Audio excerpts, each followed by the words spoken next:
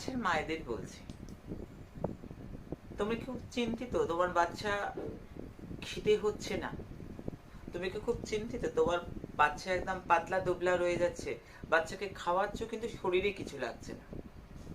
তোমার বাচ্চার কি ইমিউনিটির অভাব? বারবার কি সর্দি কাশি বা কোনো না কোনো অসুখে আক্রান্ত হয়ে পড়ছে? তোমার বাচ্চা কি খিনজিবি হয়ে যাচ্ছে? তোমার বাচ্চার মধ্যে কি উৎসাহের কম দেখছো? তোমার বাচ্চা কি বারবার অল্পেতে ক্লান্ত হয়ে পড়ছে?